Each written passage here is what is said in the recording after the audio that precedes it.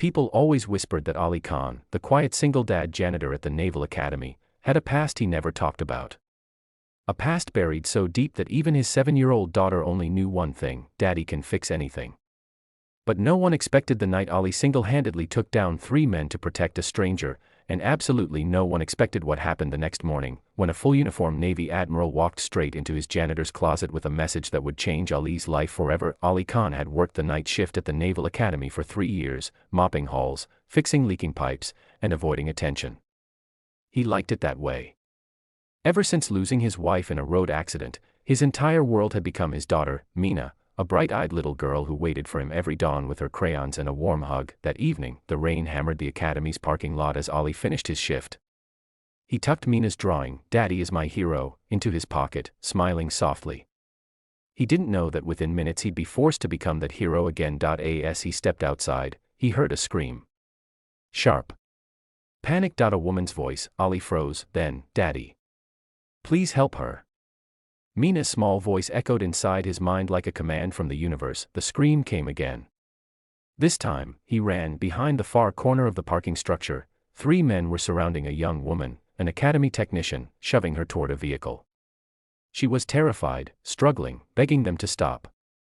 The men were big, armed with arrogance and the confidence that no one would intervene. Ali spoke calmly, stepping forward, "Leave her. Right now."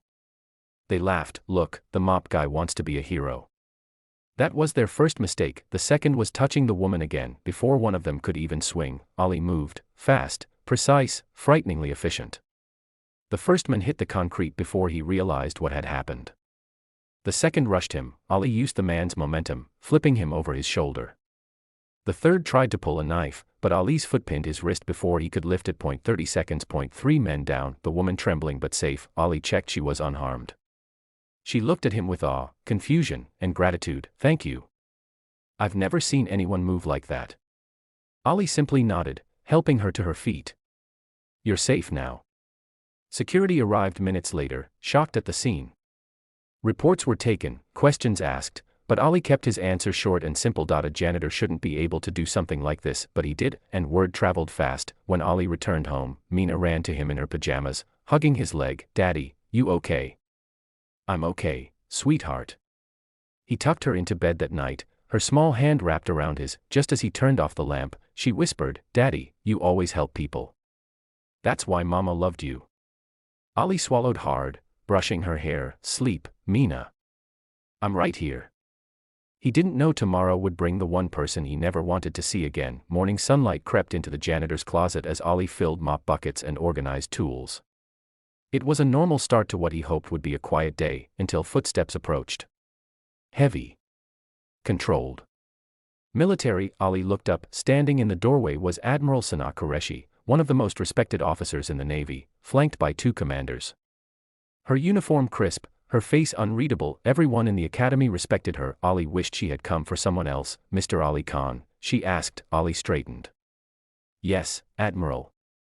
She stepped inside, closing the door behind her. "I read last night's incident report. 3 attackers neutralized by a single individual. A janitor, according to the paperwork." He stayed silent. She studied him closely. "That level of precision isn't janitorial training. That is elite combat conditioning." Ali's eyes flickered. She knew. Admiral Sana continued, voice softening. "You were once one of the best operators this country ever trained. And then you disappeared." Ali breathed out slowly. "That life cost me too much." "And yet," she said, "when someone needed help, you didn't hesitate." He didn't respond. Then she reached into her coat, pulling out a sealed envelope with his name. "This came through our channels early this morning," she explained. "From someone who knew you from before." Ali's heartbeat trembled. He opened it slowly. Inside was a single sheet, coordinates. A message: "We need him back. We need Viper." Viper, his old call sign, the name he swore he'd buried the day he became a single father. Ali closed his fist around the letter. "No," he said firmly. "I'm done with that world." Admiral Sana exhaled deeply. "I expected you to say that." She walked a few steps, then turned back. "But understand this, who you were saved that woman's life last night. And there are people out there who still need someone like you."